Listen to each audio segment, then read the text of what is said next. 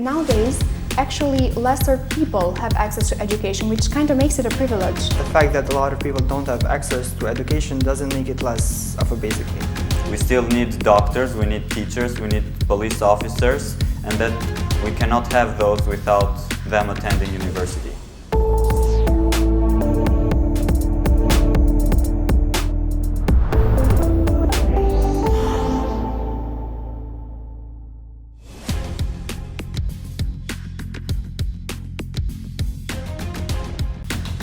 School prepares you for real life. 3, 2, 1.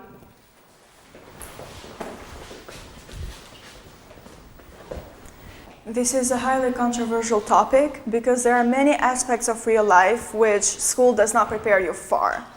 However, as a student in 11th grade, I have to admit that school has prepared me for a few very important aspects of it.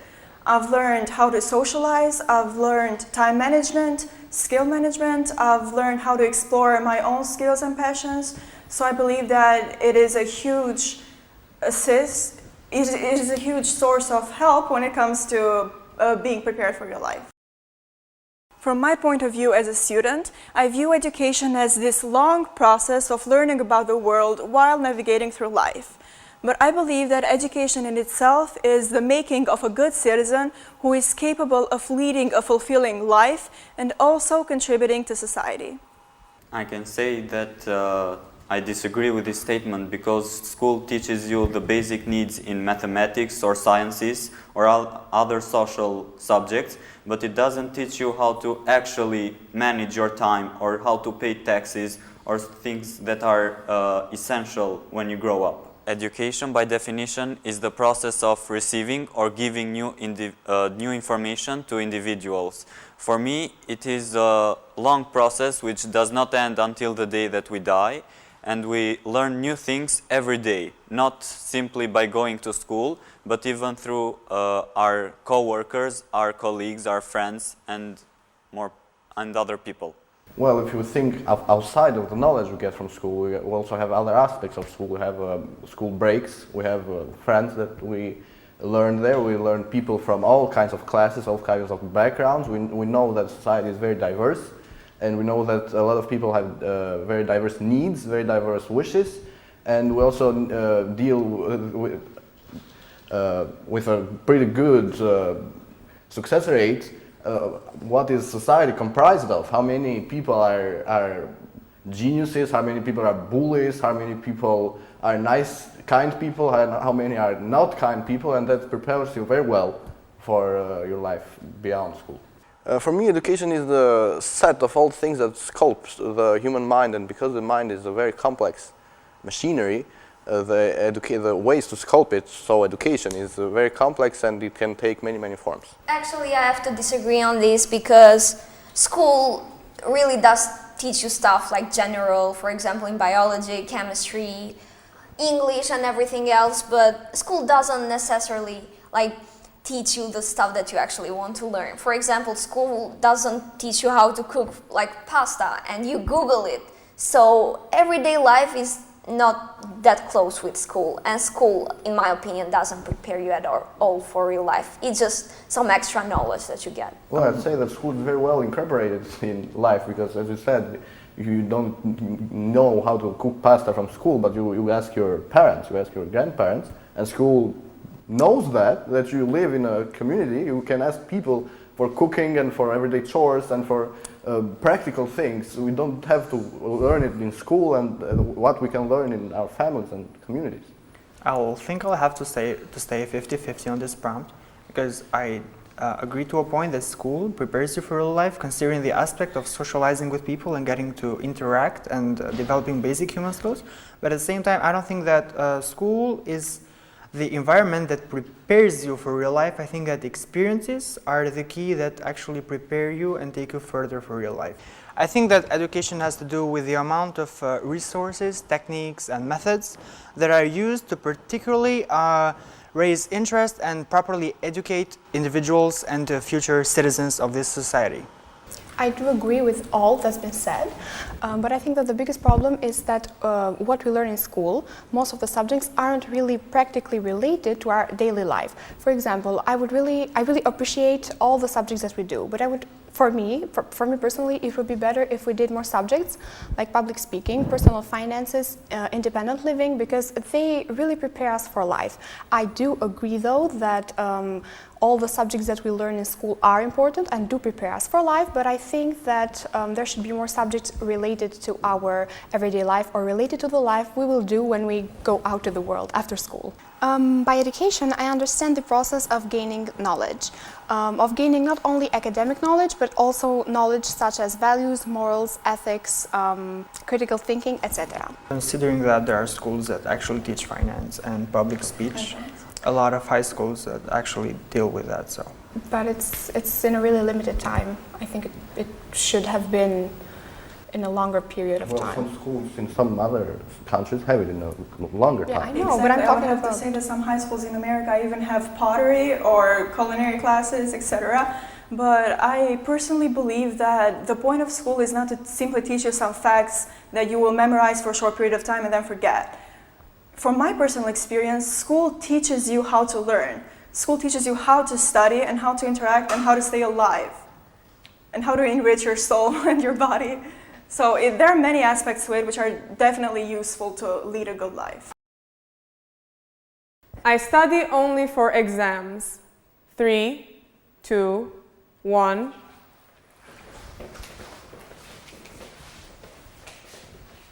I have to agree that many teenagers in our age do actually only study for exams, but that is simply because we may not have an interest in some of the subjects that we study.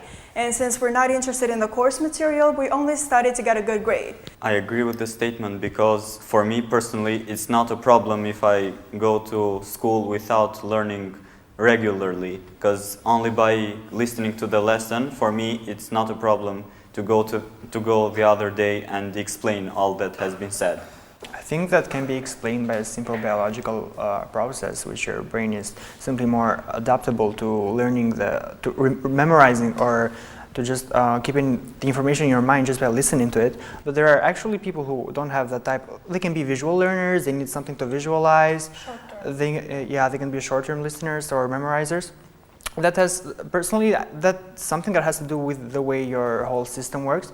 But I think that exams are kind of a way or a tactic that the school uses for two main reasons. First, to measure the student's capability throughout the course given or the information taught in a class.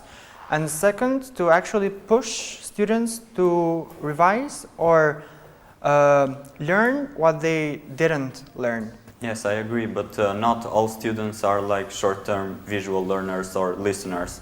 And for them, it's not a problem if they don't learn regularly. Honestly, I really don't study only for exams. I study when I want to and like how I want to, because studying should be fun and school should be fun. And humans usually, naturally, they like learning things. So I feel that it is the normal way that I do it. Like, I just study because I feel like it, because I'm a human, I'm curious about stuff. Well, yeah, this prompt is very dependent on our own experience. If we said, for example, that most students study only for exams, we could pretty much agree on it, but myself, I don't study only for exams, that's the only point that I can make myself. Yeah, I would personally agree, because I don't see a point of physically and mentally forcing yourself to study a material that you already had the time to study for like 1 year, 6 months, I don't know the period of time, because I think it's kind of mentally, it's really tiring for you. And I think that studying should be periodic, because only by studying in a periodic way you can actually learn things and memorize them, not like learn by heart. I wanted to add that a lot of students struggle with discipline that has to do with the way we organize our work and how we are disciplined to actually work through it. So studying only 1 day or 2 days before an exam comes as a lack of discipline, and that's a huge problem in a lot of nowadays students and high school I actually have to change the statement a little bit because I don't study just for exams. I revise for exams the things that I have already learned in class when the teacher was explaining. Students in high school should have free choice over their subjects. 3, 2, 1.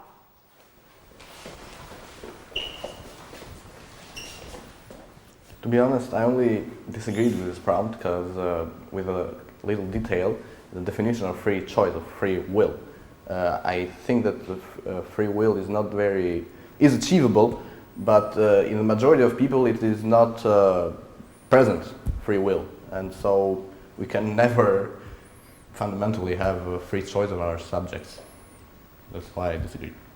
I agree with the statement because most of the students should have free choice over their subject, because I think in high school most of them know what they can or cannot do, and with that they know what they want to pursue after high school, and they should choose their subjects, not be forced to learn them. Well, I would say we have our own use of free choice of subject with variants in Albanian school system, but I'm sure that all of you that have chosen or that will choose your variants, you have consulted with your parents, with your friends, you have consulted with your needs, what you want to do in your professional life, and that do you know that it is really what you want to do? I mean, sociologist, very famous, Maslow, said that knowing what to want is a very rare and psychological event. It's not normal to know what you want, and most people don't know what they really want. That's why the choice is not really free. I personally agree with the prompt because, first of all, I don't like chemistry at all. But if I would love to do it, like, I would actually choose it. But I want to do what I want, and I want to actually like have my first choice, like free choice as a teenager. And as I would like to say, doing what you want is the best in life than doing something that you're forced to. I agree with the part that you said we are given some variants, but I think these variants are given to us really late. I think that we should be given these opportunities to choose our subjects probably when we finish 9th grade. So when we come to high school, we should be able to choose the subjects we want, because they will actually help us to build our professional future. Well, you said that we should have choice of our subjects after 9th grade, but we did have that kind of choice in the old system, and it was very funny. You could either choose advanced mathematics or advanced literature, and it was very funny because all the good students chose advanced mathematics. The classes with advanced literature were the bad students that were told that they're bad in natural sciences and they know their choice just to choose literature. But that's not true. People that are good at math are not intrinsically better or smarter than people that chose advanced literature.